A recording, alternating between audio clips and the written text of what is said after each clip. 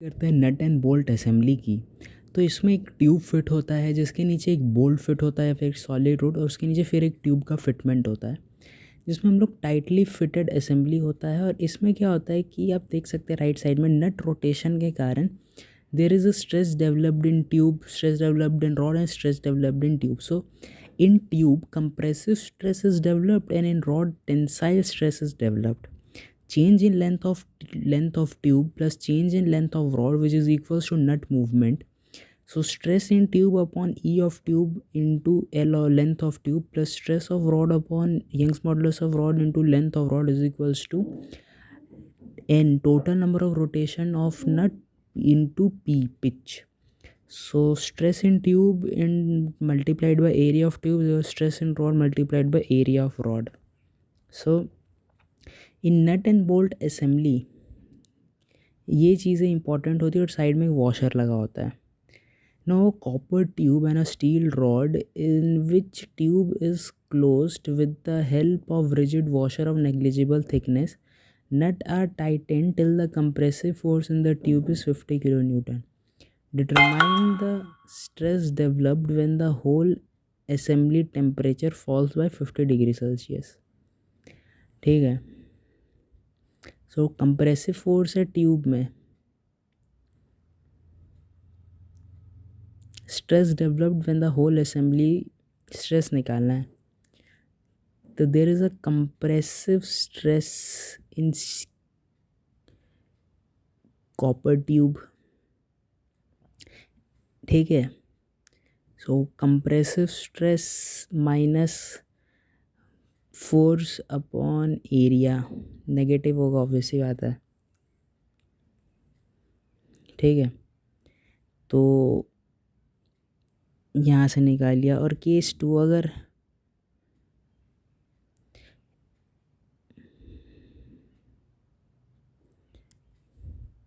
If nut rotation और temperature fall किया गया है, ठीक है, तो अल्फ़ा सी यू बड़ा है, अल्फ़ा स्टील से मोर डिक्रीज़ होगा. सो उस पर टेंसाइल नेचर आएगा और स्टील पे कंप्रेसिव नेचर आएगा. तो sigma C sigma S E का वैल्यू दे ही रखा है अपने को, अल्फ़ा की भी वैल्यू दे ही रखी है और टेम्परेचर की भी. तो यहाँ से और दूसरा इक्वेशन फोर्स बैलेंस हो जाएगा. तो sigma C area pi by 4 ये स्क्वायर माइनस वो स्क्वायर और 20. सो उससे भी स्ट्रेस आ जाएगा. इसी चीज़ को यहाँ पर दिखाया गया है. नेट अगर हम नॉर्मल फार्मूला से निकाल ले, नेट रोटेशन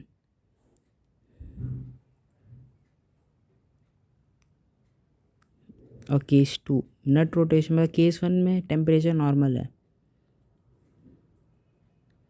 और अगर अचानक टेम्परेचर फॉल कर गया तो when the whole assembly temperature false.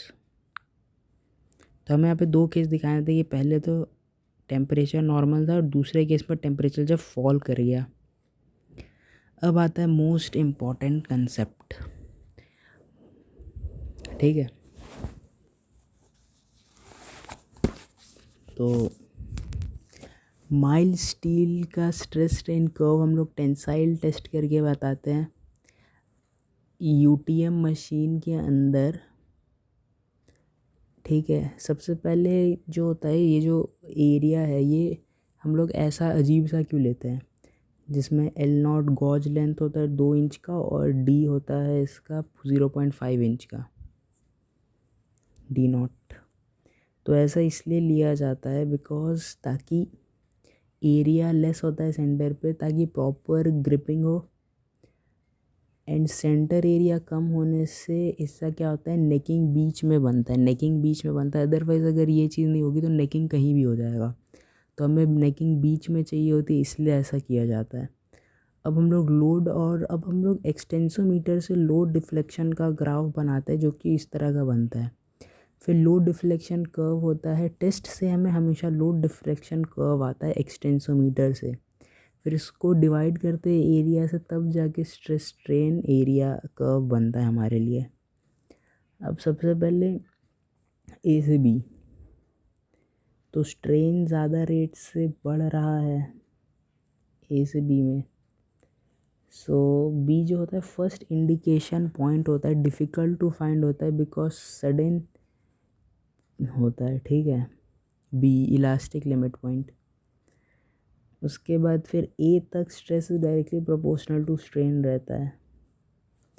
और C D E there is no change in volume C से डी से ई बिकॉज ऑफ क्वार्टरल स्ट्रक्चर। इसके बारे में डिस्कशन करेंगे।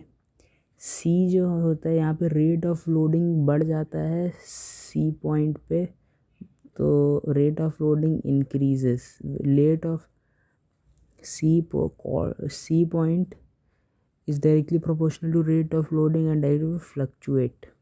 डी जो होता है point is independent of load. C जो होता है वो रेट ऑफ लोडिंग पे डिपेंड करता है, डी इंडिपेंडेंट होता है, ठीक है।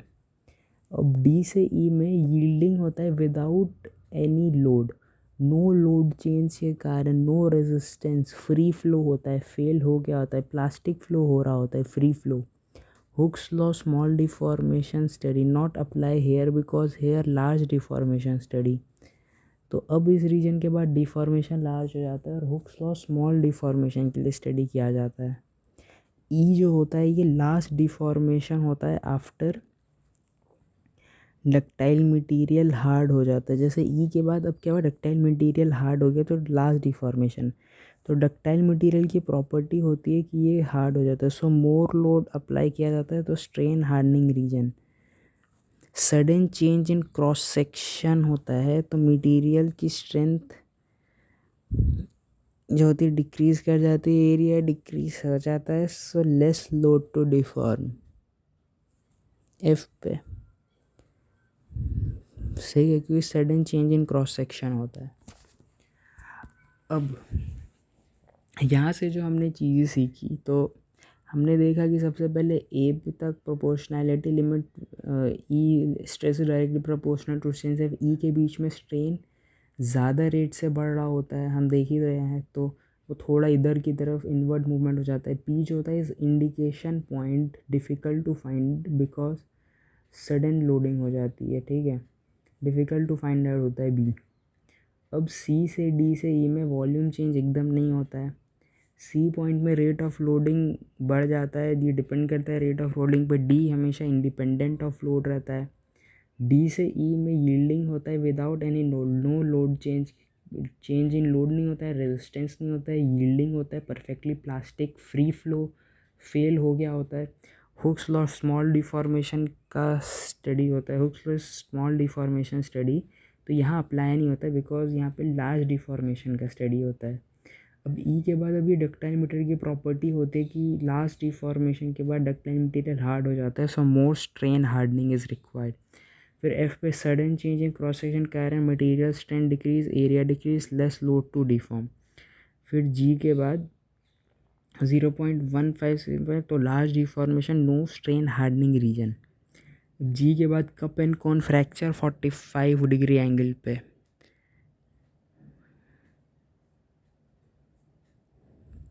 अब ये जो क्वार्टरल स्ट्रक्चर जो रीजन है, जैसे हमने देखा कि सी डी ई पे नो चेंज इन वॉल्यूम, तो ये इसका रीज़न है क्वार्टरल स्ट्रक्चर का फॉर्मेशन। क्वार्टरल एटमॉस्फेयर में डिफेक्ट होता है, वैकेंसी होता है और dislocation because of slipping of carbon atom in the structure of steel, because of slipping sharing no volume change अगर in C to D and D to E. So carbon slipping stop हो जाता है C D और E, so it does not comes here. तो ये एक important parameter था जो हमें देखना था कि ठीक है क्वार्टरल स्ट्रक्चर का फॉर्मेशन का रीज़न है ये। अब इसको मैंने यहाँ नीचे लिखा भी है कि डिसलोकेशन साइट में space more than interstitial site होता है, so C and N try to diffuse where more space is at dislocation site, so develop Cottrell structure, ठीक है।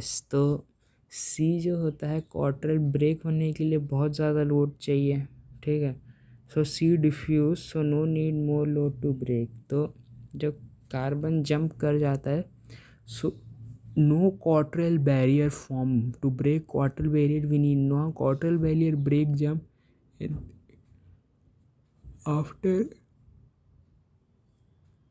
after point F necking formation there is sudden change in area of cross section. Finally point G fracture occurs.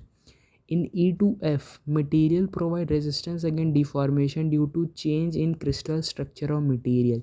In D to E, material is not offering any resistance against deformation, so-called plastic flow. By increasing temperature, the atomic thermal vibration increases. Due to these lattice potential energy changes, so Young's modulus decreases. Now, high M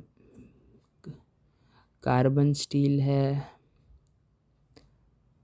more C percentage, so more carbon inside at dislocation, carbon more, so more power is required.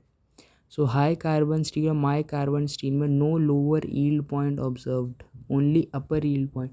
मतलब low carbon steel में ही, mild steel में ही upper yield point और lower yield point आता है, but high carbon steel और low mild carbon steel में no lower yield point, no upper yield point, because more carbon percentage, so more carbon in the site at least location, carbon more, so more power required at all points.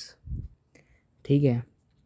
अब इसी चीज़ को फिर यहाँ पे भी हमने देखा कि ए प्रोपोर्शनैलिटी लिमिट हो गया, elastic limit, B C upper yield point, lower yield point, yield plateau region, yielding perfectly plastic, EF strain hardening region, F necking point starts, strain softening region, fracture occurs. F necking point starts is also called ultimate tensile strength point.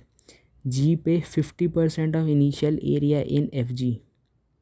D point is independent of load. Unloading करने पर एक ही yield point आएगा, reason is कॉर्बल atmosphere बनने के time नहीं बनेगा. अब D से ई का भी एक है कि इसमें ल्यूडल्स लाइन डेवलपमेंट हो जाता है बार में. Brass, molybdenum, zinc, zirconium, titanium alloy have same curve like mild steel, not exactly image but somewhat similar. In E to F, material provide resistance against deformation due to change in crystal structure of material. In D to E, region material is not offering any resistance against deformation, so called plastic flow. By increasing temperature, atomic thermal vibration increases. Due to these lattice potential energy changes, so Young's modulus decreases. Young's modulus is directly proportional to 1 by temperature. Now loading and unloading of curve. Loading and unloading of curve. So first भी हम इसमें plot करते हैं strain stress का diagram, जिसमें एक ए point होता है, B point, elastic limit D और ई. सबसे पहले लोड करते हैं, फिर जैसे ही अनलोडिंग करते हैं तो there is change. If loading beyond elastic limit, then after unloading some permanent deformation in material, then again loading, proportionality limit point gets elongated, so strength will increase. Loading and unloading करने से strength बढ़ता है. O A is parallel to D M. ये एक important concept था इसका. अब stress strain curve of different material. Stress strain curve linear elastic, mild steel, aluminium, non linear elastic, elastoplastic steel, bar in column steel, free flow, ideal plastic, elastoplastic with strain hardening, ideal rigid, no stress strain in ideal fluid,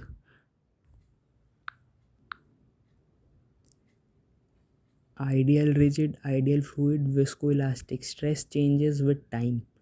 elastic less होता है, plastic ज़्यादा होता है. O A is in elastic strain is very very less than plastic strain. In viscoelastic material, strain changes with time. Paint, paste, rubber and concrete at early stage time का function होता है ये. Assumptions used in strength of material. All material is homogeneous and isotropic. Homogeneous different point पे same. Isotropic एक ही point पे same property. और homogeneous and isotropic, beam, column, shaft all are homogeneous plus isotropic. ये एक important property थी, ठीक है। अब इसी पे वही एक कंसेप्ट आ गया लोडिंग एंड अनलोडिंग का, जो मैंने बता दिया, जिसमें प्लास्टिक रेसिडुअल स्ट्रेन जो है नॉट रिकवर्ड होता है, इलास्टिक स्ट्रेन रिकवर्ड होता है, ठीक है। अब इसी पे एक छोटा सा नोट है कि सबसे पहले एक आदमी है, लेफ्ट राइट में देखिए, नीचे 0 W1 W2, फिर बोरी थी उसको लटकाया 0 W3 W4। तो अब आदमी बोरी तीनों को लटकाया 0 W3 W4, तो आदमी पे लोड क्या होगा, W4 0 plus W4 W1 plus W4 W2 plus W4। सो इसी तरह अगर एक बार उसको एलोंगेट किया गया है तो ADE कोन का इलोंगेशन कितना होगा, YL plus L1 square upon 6E ABC YL1 square upon 6E। Now elongation of BTEC of bar due to self weight of ABC D1 है D2 है, तो सिग्मा W डैश जो वेट हुआ upon L π/4 D1 D2 E। Now W dash हो गया वो weight हो गया ABC का विच इज़ mg, सो m हो गया 1/3 पाई D2/2 स्क्वायर L1 y। सो इससे BDEC का टोटल इलोंगेशन निकल जाएगा आराम से। Now effect of true stress and true strain is neglected, second assumption।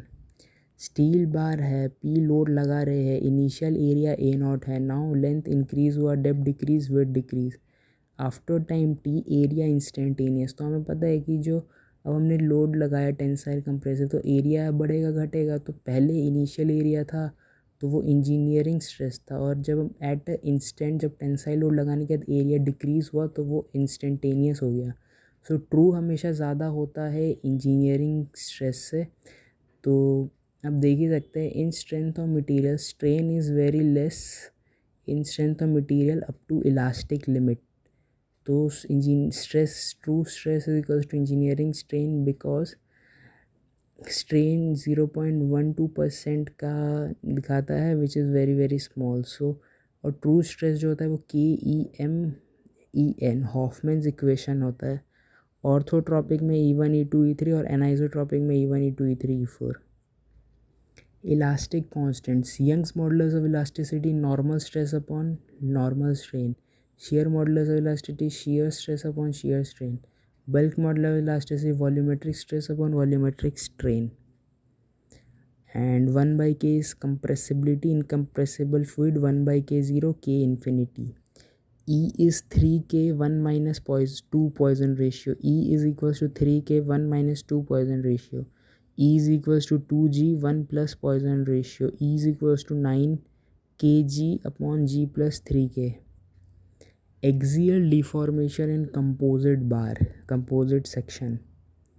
सो एक composite section है, Δ1 is equals to Δ2 because of composite section, so P2 आ गया, P is P1 plus P2, so P1 P2 P आ जाएगा, और Δ1 हो गया P1 L1 अपन A1 E1, तो उससे आ जाएगा। If these composite section are replace by one material having same length same area then same deflection by same load applied, then what is E equivalent.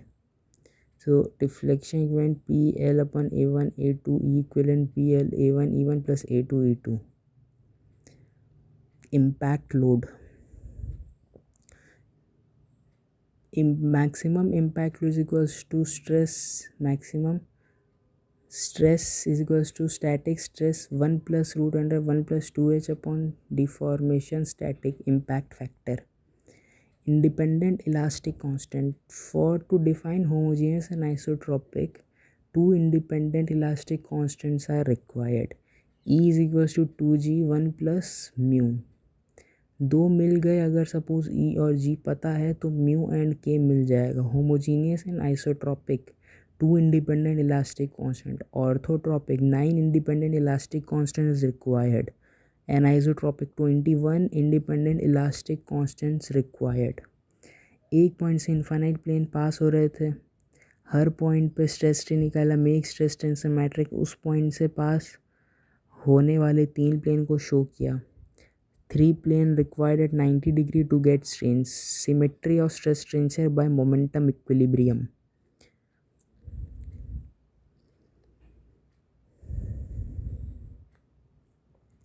यही चीज़ अभी हमने देखा था ऊपर. Proof stress. Some ductile material like aluminum, silver, copper, magnesium does not show yield point. For these material, offset method is used for calculating design stress called proof stress. इसमें क्या करते हैं, नहीं आता तो एक लेते हैं, फिर उस पॉइंट को सीधा खींचते हैं और फिर उससे 0.2% का ऑफसेट लेके ऊपर खींचते हैं और जहाँ वो पॉइंट मिलता है वही उसका प्रूफ स्ट्रेस होता है. Creep. Due to dead load, constant load for long span of time, creep will be intolerable if first factor temperature. Instantaneous deformation of SCAD creep. Temperature melting point upon 2 is homologous temperature. For Fe, Me is 1539, MP by 2 769 centi homologous temperature. For proof stress for ductile material हम stress और strain का एक diagram लेते हैं basically. तो aluminium का आ गया. अब किसी भी एग्जांपल जैसे हमने एक कर्व डायग्राम बनाया तो हम उसका एक टेंजेंट ले लेंगे and then take its opposite at 0.2%. Wherever it cuts it gives the value of proof stress on Y axis. In ductile material में टर्न नहीं हो रहा था. Now creep also depends on second factor magnitude of load. अगर इन P load लगा instantaneous deformation हुआ, D L dead load बढ़ा तो क्रीप बढ़ेगा. ये कॉन्क्रीट कॉलम था. D Y by D T more in primary, तो डी वाई ज़्यादा हुआ तो प्राइमरी बढ़ेगा, D Y by D T ज़्यादा हुआ टर्नरी बढ़ेगा.